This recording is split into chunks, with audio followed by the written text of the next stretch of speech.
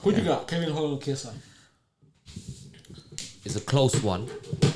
Why do you say that? Because we know Kevin Holland's weakness, which is the wrestling jiu-jitsu department, and Kiesa's strength is exactly the wrestling jiu-jitsu department. More jiu-jitsu, but his wrestling is not that bad. I could see him win this fight. He's got a decent chin, but man, he comes from the Jessica Pena's camp, and their wrestling is their striking is It's dog shit. It's horrendous. It's dog shit. Yeah, he comes from Juliana Espena's teammate. So I can see him getting knocked out very easily in this one.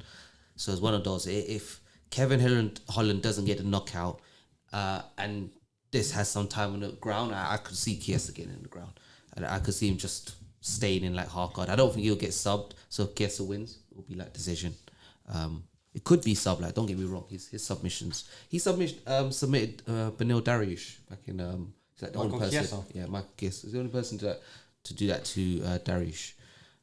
Choked him standing like Olivier likes to do. How do you see it? How do you see it playing out? It's wait, just one thing. Kevin Holland, I'm still picking to win. Though. I'm just saying it's a very dangerous one. But yeah. For me, I honestly don't know because I don't feel like I've watched enough of Michael Chiesa to understand how he fights. Although I do understand that, or I do notice that he is good on the ground with jiu-jitsu. And Kevin Holland, so his recent loss was to, is it Wonder Boy? Because he broke his arm? Yeah. Right, but before that, like, so he came down in weight. He looked good. Yeah. His striking looked like more.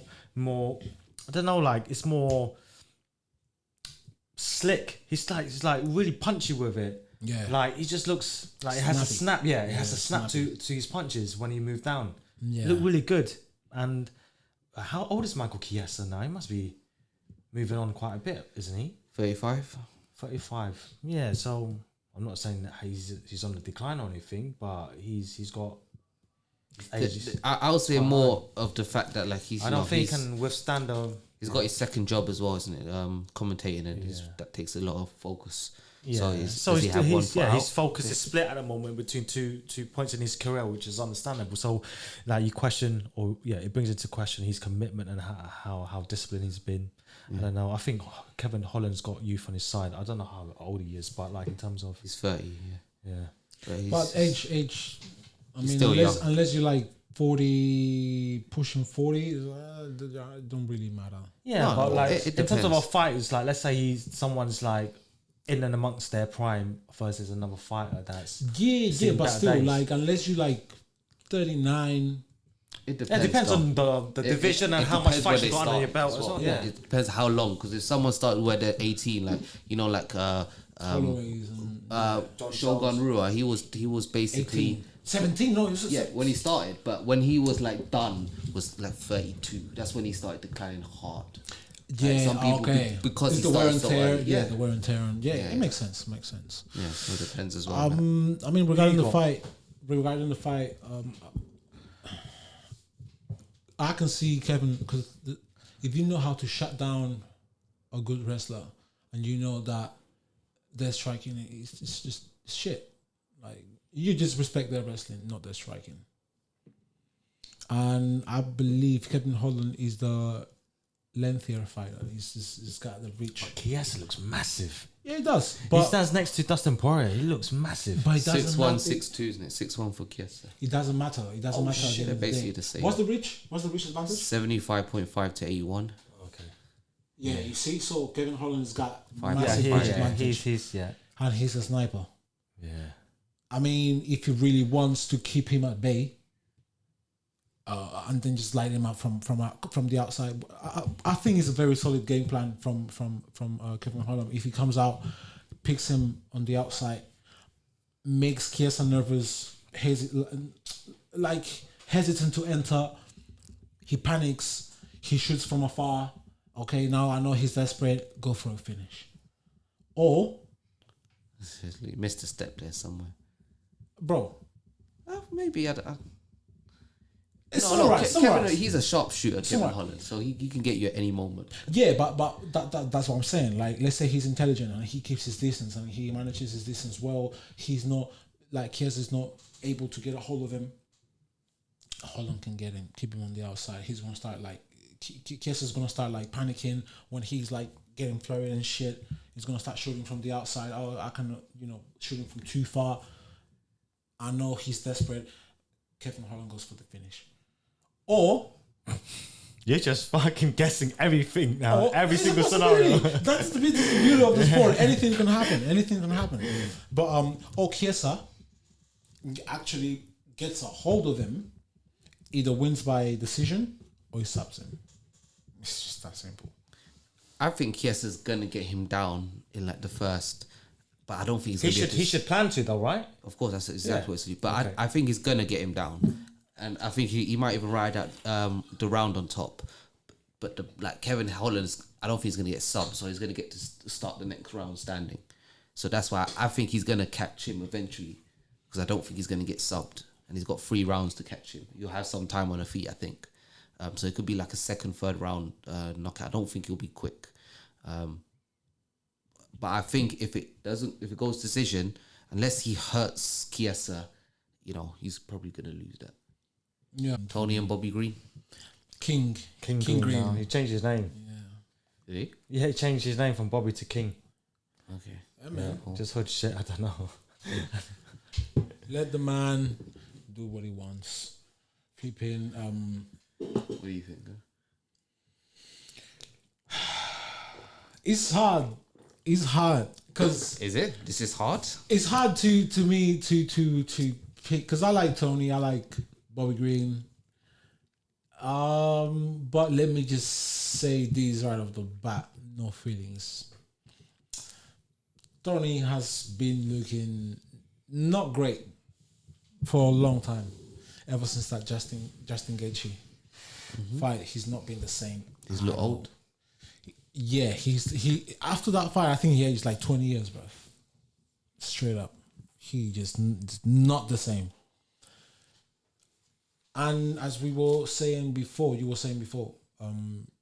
Bobby Green, he's what is it? He's very quick, like he's very snappy. He likes he likes to play with you. Decent volume as well. And a lot of volume as well. So can Tony take that at this point? He likes to counter as well, Bobby. And he likes to counter. he likes people Bobby to come can forward, really yeah. put it on Tony if he wants to. And what is Tony going to... Because Tony's not the fastest. He doesn't have that grit that he used to have before. He's not willing to take any... He's not willing to take damage. He is. He just can't take it anymore. Yeah, he can't. He just can't. He's not willing. Like, He's willing to. Don't get me wrong. Well, it depends. He's still it's willing. just not smart, bro. It's not smart. And what's it gonna do? Like when Tony, like we know that now, we know that when Tony's getting big, he does the most outrageous stuff. Like remember that Imanari roll that he shot from like 2 He's meters? always done. He's been doing that from day one. He's just But, know. bro, come on. The way he's like, there was that There was time, no- bro. He almost like just like, and he laid there on the like, bro, like, what you doing? Like, you know. well, no. yeah. Well, obviously, when he tried it and it didn't work, he should have realized maybe I should stop. It's not even getting close. Yeah. I want Tony to win. He won't win. But if he wins, I mean that means I'll Bobby be Green impressed. is. I'll be impressed. That means he's still above He's still that above level, it. Yeah, which he's is still kind above of a decent level. Which gives us hope, I guess. If he wins this, Man, Because we all want to see Tony come back. I know. So I had a talk with Marin about this like the other day, right? And we watched the highlights for Ferguson and Chandler. Like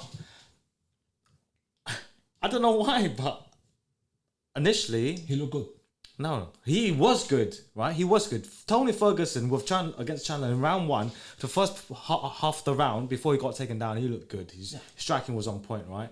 So, so I was talking to Marin about this fight, and I thought, oh no, he's a big underdog, but that wasn't his last fight as well, though. what was his last fight? Nate Diaz, where you got Oh, fucking no, subbed yeah. and looked Bro, shit. apparently, he said that he wanted to let Nate Diaz have that win. No, let's not go there. That's just fucking. He said it. I know he said it. I know He he said, said it. and I was like, he said something along the lines of, "Yeah, well, I'm glad for the kid. You know, he didn't want to stay here.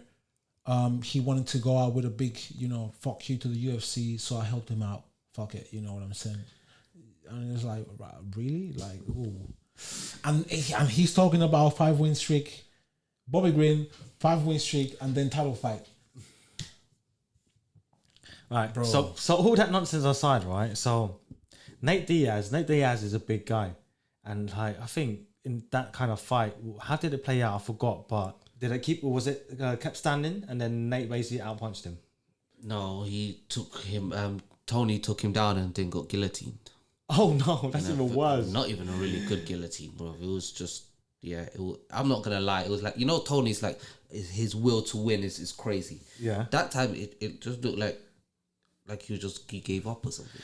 Oh, so man. when you said that, it actually made me think that actually makes sense, bro. How it looked. It looked like it was not the normal Tony. That made me just realize, like, what the fuck, bro? Tony never gets finished, bro. This guy would go to sleep. He would never tap like that. He was a loose guillotine, and he let him adjust it, and then he tapped to it. Bro, he's the same guy And that then didn't pat his want to back tap to afterwards, Oliveira.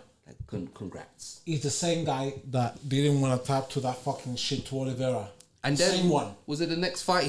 Darius did that to his leg, and he still didn't tap. Okay. Jesus, the arm and the leg fucked up. So I was just watching highlights of the Chandler fight, and I thought, okay, felt like Tony's not that bad. It was all right. It's just that he got taken down. He couldn't handle Chandler's pressure because Chandler's an athletic guy.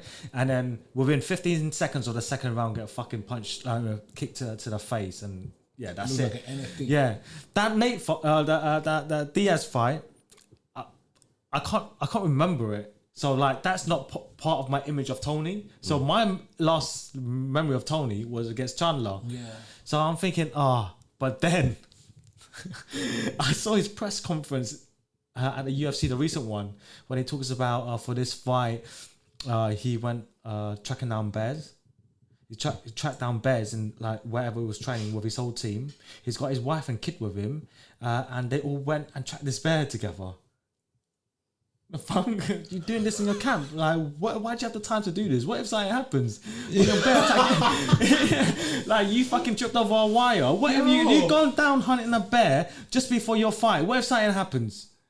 Bro. And I'm thinking, okay, listen, that's not the only thing. He pulled out a knife. Pulled out just a random knife. Yeah, I went bear hunting. Pulls out a knife, put it in front of the mic. And I'm thinking, what the fuck? This guy's crazy. No.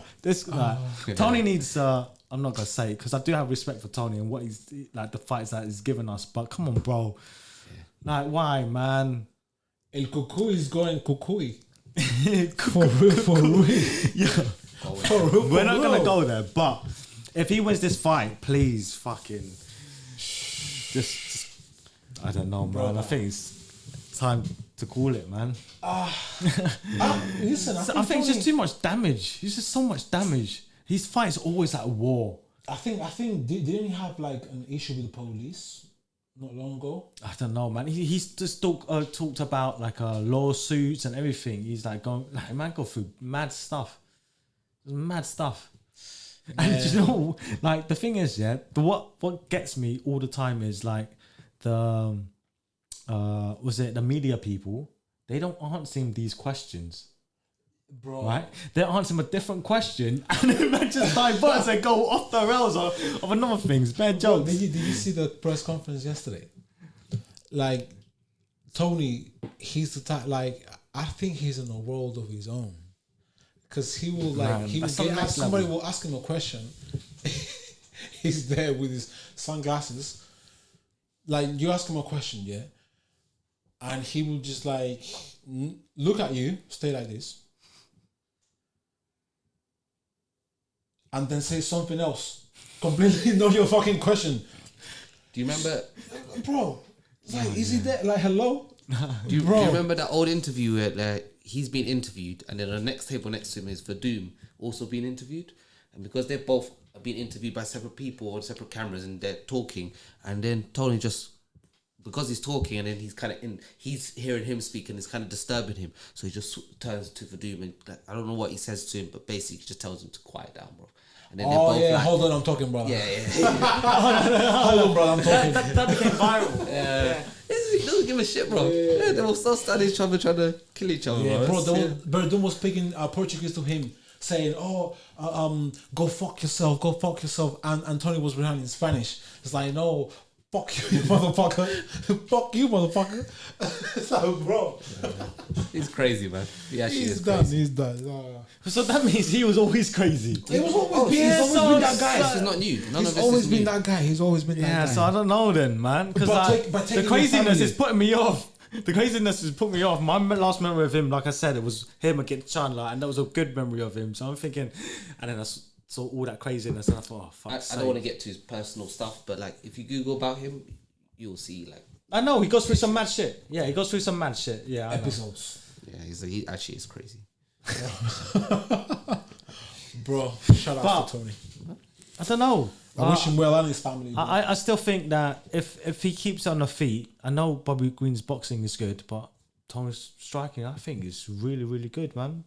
If they could just keep striking, it'll be interesting to see for sure. Do you think Bobby has the ability to knock out Tony?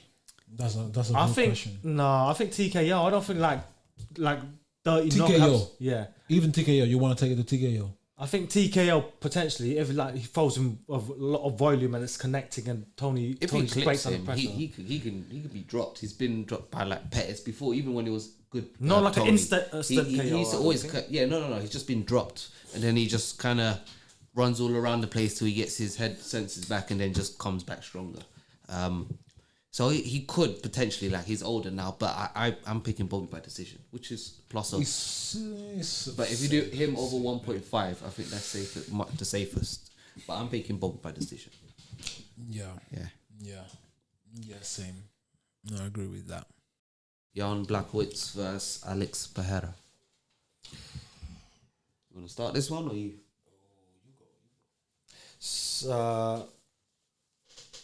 I got Pereira, man. I got Alex. Man, that guy is fucking big.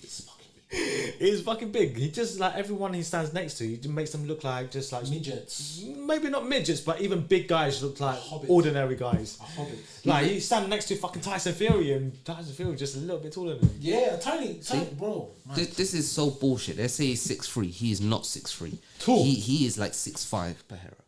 6'3". They lie all the time. Their stats are always terrible, bro. He's not 6'3". He's like a solid 6'5". Bro, how is he Alex, 6'3", if you're watching this, Adesanya's Alex, 6'4", let us know. Exactly. and he's taller than Adesanya. Exactly. He is 6'5". He's somewhere around there. He's a giant, man. Yeah, he stood against Jan, and Jan looked. He's 235 pounds. I know Jan. I believe. But yeah, he's so around they weighed in, right? They weighed in. 25-ish range. They weighed. So before weighing, he must have. What's their weight? 205. 205, yeah, they're fine. Yeah. So he's cutting down to 205, isn't he? Of course, both of them. I mean, He's Man, 235. Nah, that he's all that extra weight. Yeah. So But they're both. Jan cuts from around 225, 230. So he's just maybe like 5 pounds and higher. it's shorter. Yeah, but Polish power, man. And don't get me wrong. I'm picking Stone Pereira. hands, bruv. I changed Stone my mind. on hands. this one, Brazilian yeah. power, bro. With an extra 25 pounds, 30 pounds on him. Nah. Lethal. Nah. Poison. I think Adesanya even said like got his money on Alex. I mean Adesanya got his money on Blachowicz? Pereira. I picked Yeah. Blachowicz first because I thought like, man, he out wrestled Israel. Israel out wrestled Pereira, so he will out wrestle Pereira. But I realized, right, if you actually go back and watch that fight, it was, I think he started trying to take Izzy down around the 3rd round, and I think it was the 4th and 5th he got him down. Yeah, correct. First 3 rounds didn't get him down. Didn't even try to the 3rd round. Man, Pereira's gonna probably finish him in the 1st round, maybe 2nd. Yeah. So I can see, yeah, he should be able to get that finish. Don't get me wrong. If you bet like under 1.5, I think that's solid, or 2.5, because I can see Jan knocking him out as well. Like, don't underestimate his power. If he was to connect one, if Pereira, like, he didn't respect Izzy in that rematch and he got knocked out, he didn't respect his power. If he doesn't respect Jan's power, Jan will knock him out. But So who's better in the striking department though? Pereira. 100%. Wait, but I'm just saying, yeah, but don't get me wrong, he's better. But I'm just, doesn't mean you can't. No, but get then like connected. because you're a striker, you know how to like take shots, like get out, like position yourself, right? He's a kickboxer. He should like he's striking should be superior enough to like defend against Jean striking, right? but it's never guaranteed. That's what I'm saying. Of course, It's nothing's gloves, guaranteed. before But he's house more gloves. equipped for it. Like, He's do you equipped think for- Francis Ngannou is a better striker than all the people he knocked out? No, they're professional kickboxers he knocked out with no problem. But his way better striking, and he used Ngannou- terrible striking technique. Ngannou's different, bro. He true, fought. true. He fought Ngannou is like a Rosenstrike. bulldozer. Ngannou just swang. for the Rosenstrike, fences. who has Ngannou's had like a bulldozer, kickboxing though. record. Rosenstrike got kickboxing record. Not He a lot weighed- compared to Pereira. No, but way better than Francis's skills. And Francis threw all his skills out the window when he just ran forward just forward, bro. start, and he just got one of them. And that's what I'm saying. It's like he just realized, like, he could just, if you can take the punch and give it, then you are a problem. If you got a chin and you got the power. But Pereira is the type of guy where he's been hurt a few times, even in his kickboxing career. So I just feel like I would not be surprised if he gets knocked out. I won't be surprised if he gets taken down and beat that way. So I do have some slips picking Yarn, but my main bets are picking Pereira. Listen, I'm not gonna lie. I'm picking Pereira to win. Yes. And the reason I'm saying that is because not that I dislike Jan, not at all, but ever since I saw him fight against what's his name, Glover, I felt that he gave up too easy. I felt that there was How was it finished? He got ragdolled and choked out. Yeah, But was it like a rear naked choke from behind? yeah, and but he was on top or something. He was belly down. Like every time he tried to defend, maybe kind of got to the cage a bit, but he was just like, it was just there was no night and dog day in him. difference. There was no dog that night. Nah. The dog was sleeping. Was barking somewhere. Did you not see just how ridiculous he not even just took him down, but passed all his guards, got like he did nothing. whatever he wanted. But his weakness is always, that's the thing, Yarn, even though I feel like he can out wrestle like a Pereira, because Pereira was just striking 2 years ago, not even training any wrestling to that level. But against any MMA fighter, he's a striker. He's not a wrestler. He's the type of guy who's defend, take it down. He's losses back in the days were like Corey Anderson, because he got out wrestled by him, right? So until he kind of shored that up a bit, and then was able to get the knockout, legendary Polish power and all that. He got to the title, but his weakness has always been wrestling, and he doesn't have to worry about that against a Pereira. That's the thing. This is a fight where he can wrestle in this fight. As a striker, because as an MMA fighter who's trained for more than 2 years, who's got years of experience, he's trained enough wrestling to be a guy who was kickboxing 2 years ago, never even thought about wrestling. I think but we're talking about Alex Pereira. It's not just It's like 3 years ago. I think we're missing one important ingredient to this as well. Who is Alex Pereira training with? Glover Teixeira, who beat him, who's first-hand experience. There must be something you can take from that. Surely. Yeah. And he will improve and get better, and he's quite strong, so maybe he can get his takedown defense to be quite solid, but it doesn't matter. Like, he's not going to be in the cage fighting for you. I know, and but he still, hasn't had enough time. His training camp should be all about this then. I'm picking him. I just think this is a very risky one. And there's a reason why the odds are basically even. This is a title fight, right? Huh? Are they? This is 5 rounds, right? It might have moved now, but... It's not 5 rounds. Huh? It's not for the title. No. It's not 5 rounds. No, it's not. Man, that division, ever since John Jones left, it's been in shambles. Yeah, it changed hands quite a But is that at least Shambolic. it's competitive now, which has never been before. True. It's never been before for how Before many John years, Jones. which was been for like over a decade. Like it's Yeah. John Jones, man, he left a massive hole in that division. Justin Gaethje versus El Diamante. El Diamante Poirier. Dustin Poirier for the English folks. Why? Why? And why is this time different as well for Gaethje? Because that's aspect, He's improved more Gaethje, yeah. since their last fought. Yeah. But so has Dustin. He's still improved a lot. I don't know his... No, but Gaethje had that old style where he was trying to he would take one to give one, and he would try break you, but he would tend to get broken by the guys like Poirier and Eddie Alvarez. In this fight, it's much more technical. He might even try to go for a takedown once in a while. Probably not in this fight. Gaethje. I think he done his very first takedown attempt ever against Fiziev in his last fight. He never does that. That was weird though. I remember it was But it's good because it's shown like he's trying to win fights now, and he's been doing that for a while. To be honest, since he had those double losses. Saying that, I still think Poirier has so many more ways to win. Like he's still got ridiculous power. He has the advantage on the ground.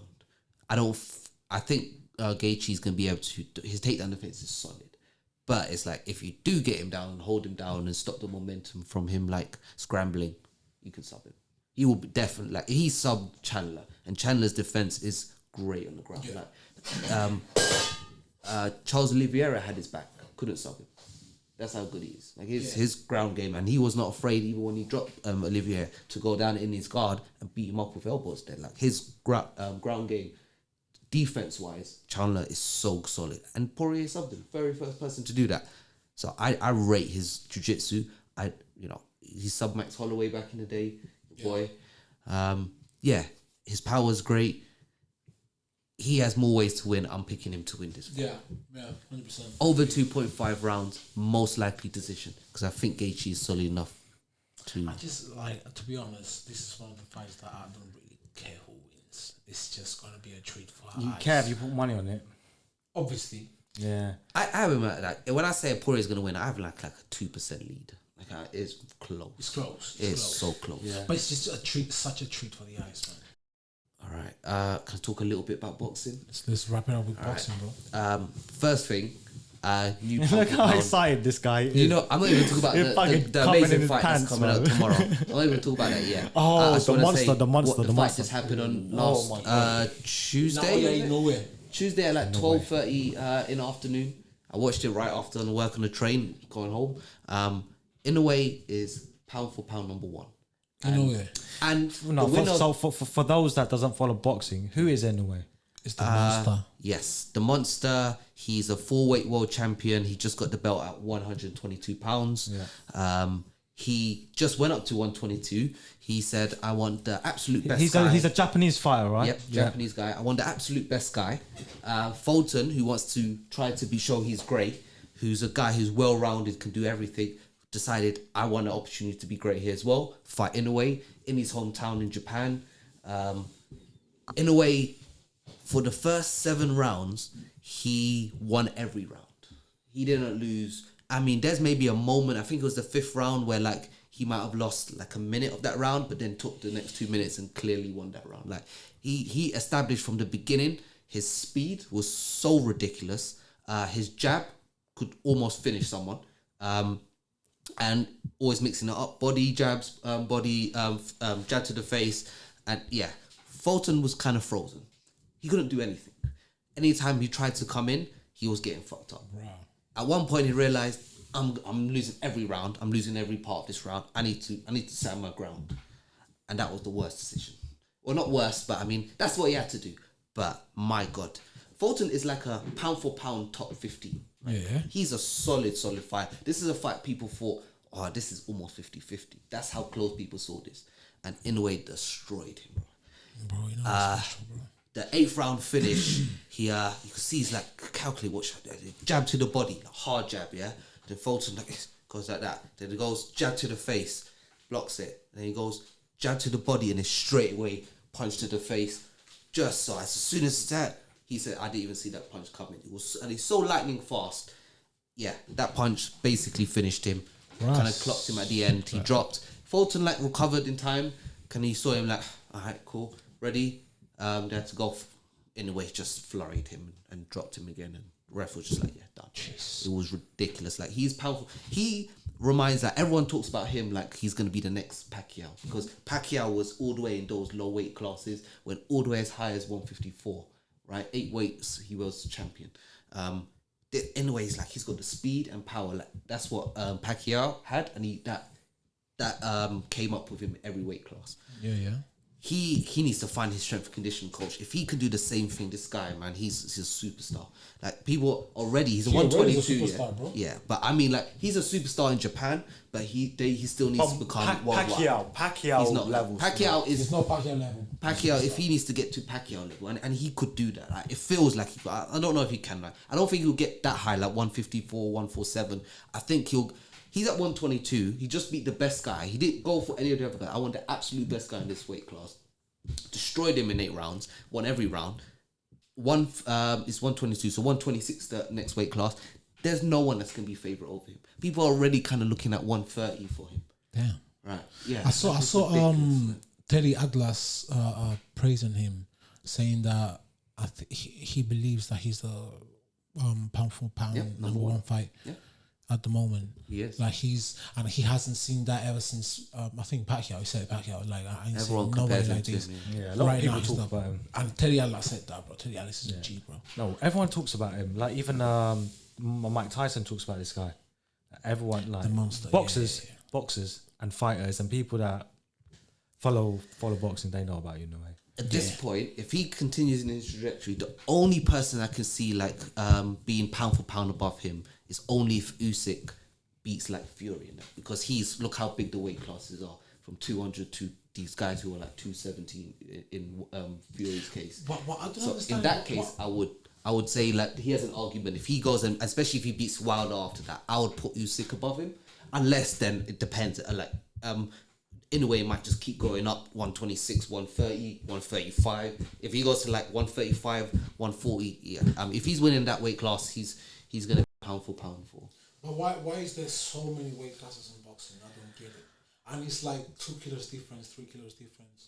Why is that? There's no. And then there's like four main belts, and then there's Ring Magazine belt, which counts. So it's like considered 5 belts in there. And then 5 different promotions that you don't if you hold the belt for long and they got like people waiting, they might even just make promote you to like franchise champion and then make a regular belt. It's so many belts. And then there's like belts for like British level and international WBC belt and stuff like that, which is like obviously not the main belts, not world championship level, but there's so many belts because obviously the commissioning bodies to make these belts, they basically, if you fight for one of these belts, they take a cut of the money.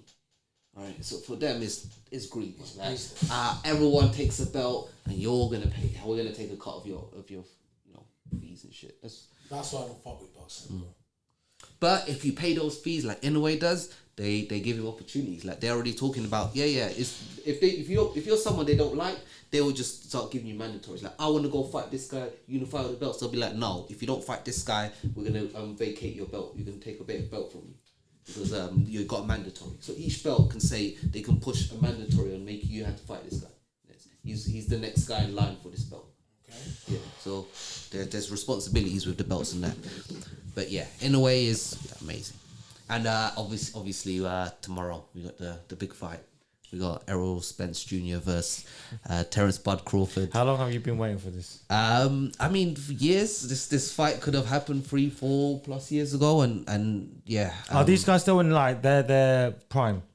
But yeah, so Terence Crawford is still in his prime, but he's like at the tail end. He's 35 years old, so you know it's like any day now. But at the moment, he's in prime. The risk about Errol Spence is I think he's been in this weight class too long. He's been in at 147, but once he's come in maybe 5-6, I don't know how many years ago now it's been since he's started pro boxing. He's been at 147. This is meant to be just his first weight class. He's not an actual 147. This is a tough weight cut for him. So then he's got to go up to 154 next, where his training partner is the unified champion Jamel Charlo, who's fighting Canelo next. And then obviously 160, who's Jamel Charlo's his twin brother Jamal Charlo. And there's other champions at the level. That's the Triple G. I don't know if Triple G is still fighting. I think he is. Triple G and all those guys are 160. And then 168 is Canelo's got all the belts. Man, Canelo's a beast, bro. Yeah. Man, this fight is big. So big that, and you've been talking about it for so much, I think I'm going to be watching the boxing. Yeah, instead of the UFC. This is a monumental. This is like a once in a decade kind of fight. Yeah. You know, people comparing this to like the 80s when like the Four Kings were fighting, you know, Sugar Ray Leonard and Duran and all those guys. I might watch it. Yeah, it's big for boxing, isn't it? Although it's not like BMF and Alex is not big for UFC, but boxing is so hard to get a good fight together. It's only been of recent years and they're trying to like match UFC and MMA that. It's coming up, bro. They know it's a dying art. Yeah. Unfortunately, because of the corruption. I think boxing still kind of is bigger than MMA though. Yeah. No, I think so as well. Yeah, I think so. Yeah. You do you know how much money Don't make me walk out of here, man. Do you know how much money Canelo brings in? Just Canelo alone, right? Because I need to say something. What? Proper 12. Well, he makes way more money than Conor. What are you talking about? Conor McGregor. Other than his fight against Mayweather, other than that, Canelo, are you crazy? Like he makes. I think at one point he got a deal of like. No. What? You McGregor is the highest the fights. athlete, combat athlete. I don't think so. No, but that's Wait. pay-per-views. Are you you're talking about the top boxer versus the top MMA fighter? No, and you might be right. You might be right. Yeah. You think the winner is the pay is night and day. This is why a lot of MMA We're fighters, thinking about pay-per-views, yeah. In terms of pay-per-views, Conor. But in terms of money getting spent, because you get like Canelo's contract, I don't know how in the hundreds of millions it must be, because Floyd Mayweather was. So in terms of fighting and getting paid out for his fights, I think Canelo makes more for sure. But I think Conor gets more pay-per-views because he owns 9 of the top 20 record for. and it's not like in boxing, yeah. Huh? When you think about how much is pay-per-view, it's not going to the promotion like most of it. It's going mostly to the fighters. Like, they got a sweet the way contract. the promotion deals are is like, for instance, like you know when Anthony Joshua gets paid a lot of money, he gets paid, and from that he pays out. So even he'll pay promotion, blah blah blah, but he gets the chunk of the money, right? And he gets most of it. Because in boxing, they this is why they try to put like the what's it called, the Ali Act into MMA. Like it basically protects boxers. They used to get screwed over back in the old days by the Don Kings and that. So they put like the Ali Act, which protects fighters. Like they can't put them in contracts like UFC does and stop them from fighting anywhere else. They can So there's all these kind of things that they do. Okay. And they get to see the money as well and like how much is being made, but I think Canelo's pay-per-view numbers, I'll be surprised. No, his pay-per-view numbers is much lower than Conor in terms of like. But then Canelo's still fighting, innit? So I don't know. Yeah. Who you got though? What? Crawford and Spence. Yeah. I got Crawford. I think Crawford is just the most adaptable fighter there is. If one thing doesn't work, he's got many other tools, and no one bullies him. I do worry that if it goes decision, which is most likely what's going to happen, that if it's close, which could happen as well, most likely actually, Errol Spence could win the decision. Is there a clear favourite on this one according to the bookies? There is a favourite, but it's not like a big margin. But yeah, it is Crawford. Everyone, if you check everyone's like prediction, all these top guys, they're almost all picking Crawford. It's just they just know his ability to adapt. It's so ridiculous. Like he just fight from so many different positions. You don't bully him. Like if you look at Sean Porter, he pressured into Spence, and it was a close fight. Even though I do think Spence won, he did the same thing to Crawford. Crawford his footwork and everything. You're not gonna bully him and push him back into a corner. It just doesn't work like that. And he's just got suspicious power, man. Like he looks skinny, but suspicious power. It's just like it doesn't, because like he throws hooks, and like you learn hooks and you fry them tight, right? You want a right angle and you throw the hook. He throws his hooks like wide, and he still will knock people out. Push him off balance and everything, man. So his counters, when someone's coming at him, like he will fade off to the side and either counter this way or even counter this way, and as they come forward, through the middle. Just loves he's a brawler. Like technically, Errol Spence is the more technical. Technically, he's just perfect, right? His fundamentals is about Errol Spence, and he's got one way he's gonna break you down and come forward. But then his footwork is also solid. He can box, but his thing is he's trying to pressure you, right? He's tight, and Crawford, guard is loose, right? It's always pouring out. It's always loose. It's more about footwork. It's more about using his eyes. We saw from the replay, as the guy's coming in, he's just like, as the punch swing, he's just dodging it, and at the same time, he'll throw the hooks. Everything is, he's just looking. He can see his eyes are so good, he can see everything. That Mamba mentality, man. Yeah. So that's why I think it's going to be, at one point later on, I think it's going to be Spence winning early. First 6 rounds, I would say like it's going to be like 4-2 to Spence. And then the next 6 rounds, I think it's either going to be like 4-2 to... No, even more than that, bro. I think, to be honest, I think he's going to drop Spence at one point. But Spence's never been dropped, so it's hard to say. But I just feel like that pressure style and come forward style is going to be a problem later on when Crawford gets his timing. When he gets it, man, he's just accurate. And if he hurts you, one of the best finishers. He will just pour it on you. Like, he 100%, if he hurts you, always finishes you.